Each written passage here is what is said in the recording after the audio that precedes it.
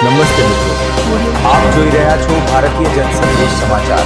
હું છું દિનેશ કુમાર બાબરિયા, ભાવનગર. નમસ્કાર દર્શક મિત્રો, નવા વિડીયો સાથે આપ સૌનું હાર્દિક સ્વાગત છે. હું છું સોલંકી દર્શના.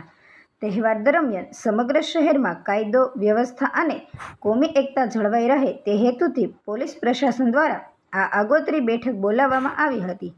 ગઢડા પોલીસ સ્ટેશનના ઉચ્ચ અધિકારી PIPSIની હાજરીમાં હિન્દુ મુસ્લિમ સમાજના અગ્રણીઓ, રાજકીય આગેવાનો, સામાજિક સંસ્થાઓના પ્રતિનિધિઓ અને તાજિયા કમિટીના આયોજકો ઉપસ્થિત રહ્યા હતા. મોહરમના પર્વને પરંપરાગત ભાઈચારા અને શાંતિપૂર્ણ માહોલમાં ઉજવવા માટે બંને પક્ષના આગેવાનો અને હકારાત્મક ખાતરી આપી હતી. તાજિયાના જુલુસોના નિર્ધારિત રૂટો, રસ્તાઓમાં નડતરરૂપ લટકતા વીજળીના વાયરો હટાવવા તેમજ સફાઈ અને લાઇટિંગની સુવિધા અંગે પણ ચર્ચા કરવામાં આવી હતી.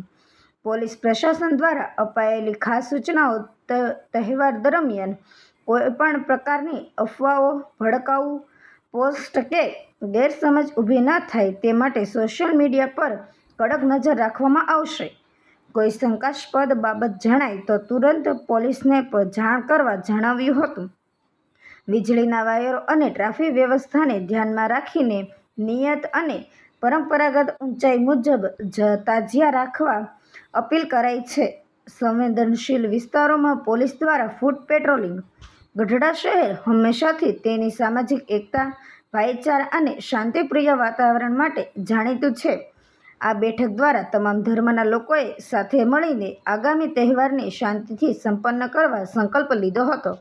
રિપોર્ટર જયદેવી મંદિર, પાળિયાદ.